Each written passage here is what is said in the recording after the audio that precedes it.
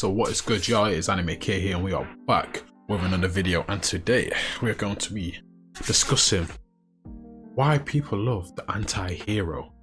And we're just going to get straight into it. Got notes here, so if you guys are wondering why I'm reading from notes, this is why. But first I want to talk about why people love the anti-hero. So I think the kind of basic explanation of why people like the anti-hero is because they have more depth, they're more complex, they're not just the classic hero characters where I just want to save everyone and I'm going to be a good person and I can do no wrong. No, a lot of anti-heroes, right, they have more complexity. I know I keep using the word complex, but they have more to their character and they're kind of more relatable in ways, right, than just a hero who can do no wrong and is just motivated by helping everyone and he just succeeds and he never loses, right? An anti-hero is someone that more people can relate to because they are people who lose time and time again. They have a rough life. They have faced so many problems, and so many people can relate to these because we face problems on a day-to-day basis, right? So here's the definition of an anti-hero. So a central character in a story, film or drama who lacks conventional heroic traits or heroic attributes, sorry. So I think a character who displays this the best is Obito. Now why do I want to talk about Obito? Because Obito, right, a lot of people think Obito started the Fourth Great Shinobi World War just because of Rin. While Rin is the starting point to him starting the Fourth Great Shinobi World War, there's a lot of factors that come into him starting this war, and he even tells you in his speech. So let me read you this quote here. The Hidden Leaf, Shinobi themselves, they created these circumstances.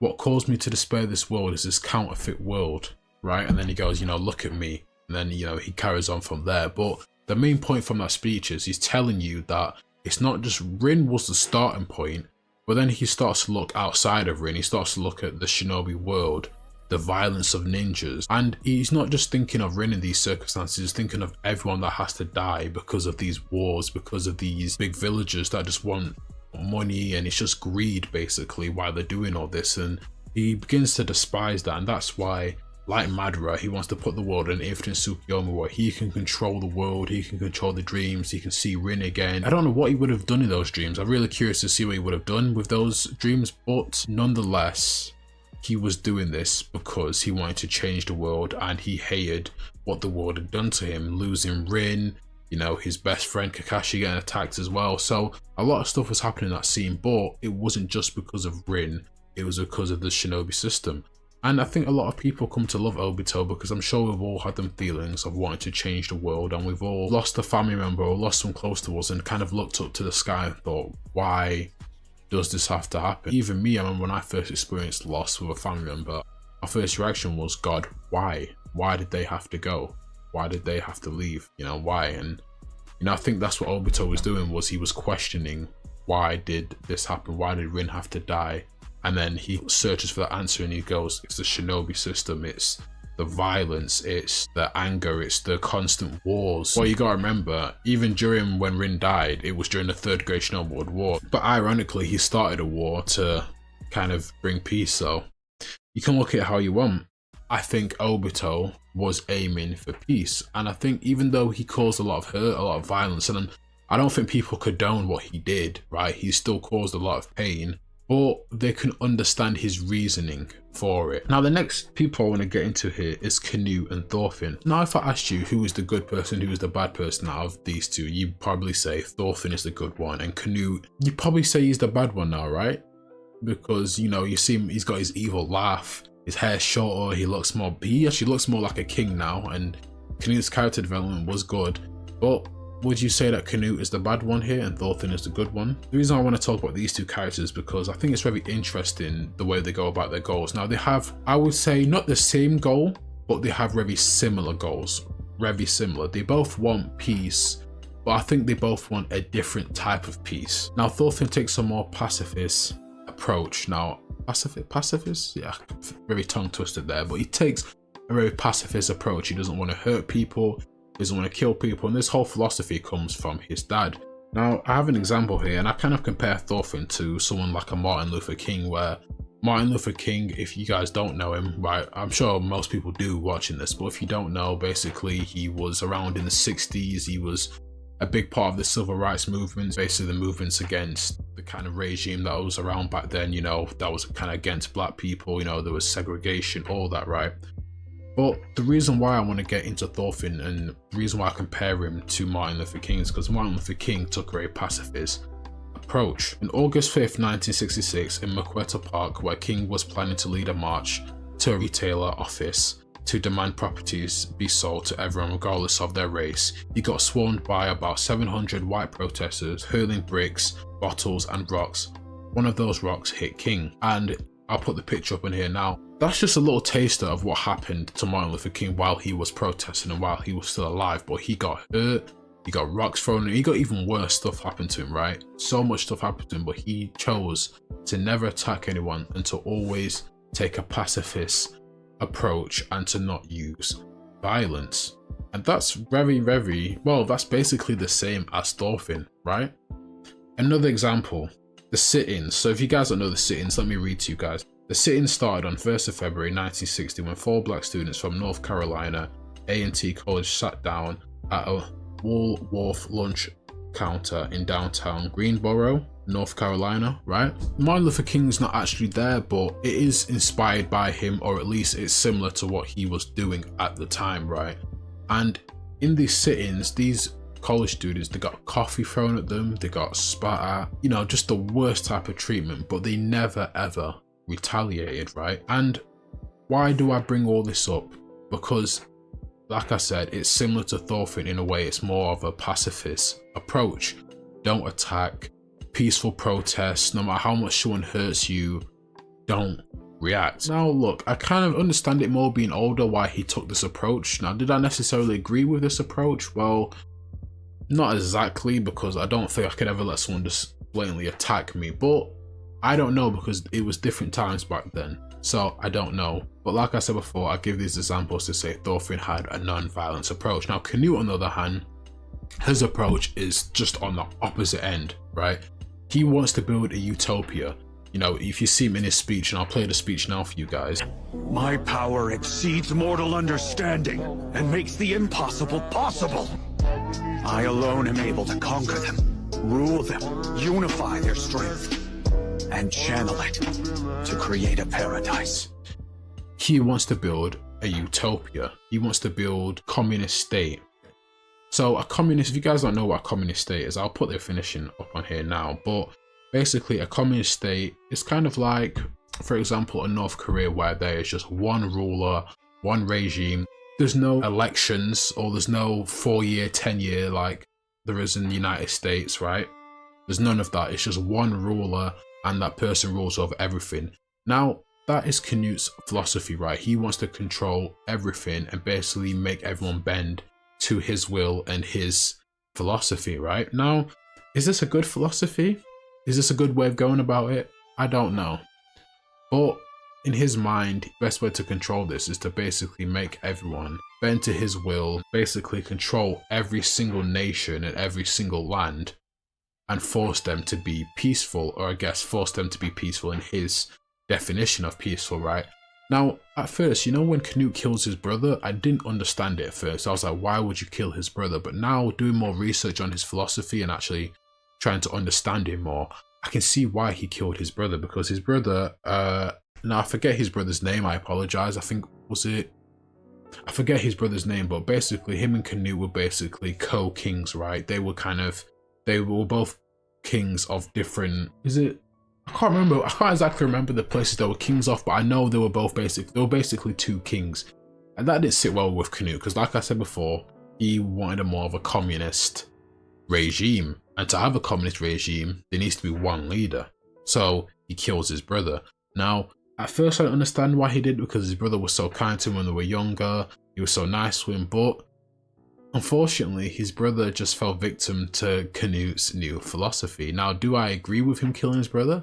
No, or that's not the point here. I'm just telling you guys the reason why he killed his brother was because he wants more of a communist state and he wants to be the ruler, basically control everything. Now, with Thorfinn coming along, I don't think he will necessarily control everything because he does leave the farm. But the only reason why he leaves the farm is because he knows Thorfinn is aiming for peace. And if Thorfinn says that farm is alright, that's why he left it, because basically the farm won't become a problem to him in the future, because like Thorfinn, the farm, they just want peace. You've seen the scene at the end, they've changed now, you know, I don't think they're going to own slaves anymore, and they're just going to work on the farm. And, you know, Thorfinn changed them, right? He helped them lead to peace, basically. But to get back to the anti-villain stuff, right?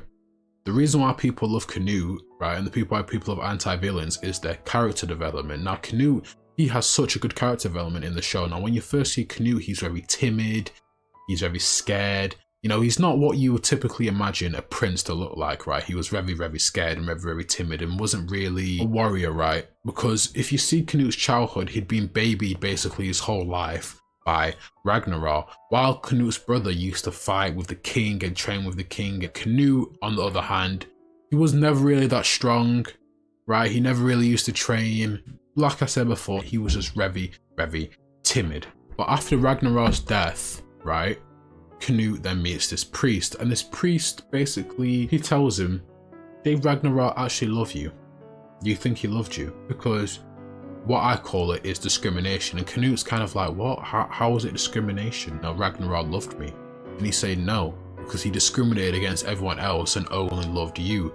And he said, what true love is a dead body. And then when I first heard this, I was like, what? True love is a dead body? What could you be talking about here? And what he's saying is, he's not saying that a dead body is good or anything, but he's saying a dead body doesn't discriminate. When a dead body decomposes, right, animals can basically feast off it. It doesn't discriminate against what animals can eat against it. It doesn't get angry, sad, cry, it's not happy. It doesn't love one person, he doesn't love his family, he doesn't love anyone because he's dead, he has no emotions. And he says that is true love right there. And do I agree with this statement? That's not the point here. It's the fact that this whole interaction changes Canute. And I think that's what kind of leads Canute to more of a communist, to more of a regime where everyone is under one regime and everyone has to follow one rule. I think that's the kind of starting point for Canute and his new philosophy that he adopts. But like I said before, the reason why people love these anti-heroes, right, the reason why people love Canute and even Thorfinn as well. Can Thorfinn be considered an anti-hero? I wouldn't say exactly an anti-hero, but Thorfinn, his character development, going from a little kid wanting to be a warrior to becoming a warrior and learning about the horrors of war to now wanting to change it. He's not exactly an anti-hero, but his character development was really amazing. And Canute going from a timid prince to now ruling a whole nation and piling up dead bodies after dead bodies in the pursuit of his paradise that he dreams of. Sorry if the squeaky chair is annoying you guys as well. I'm sorry about that, it annoys me too. But now, I want to end this video by talking about Batman and Joker.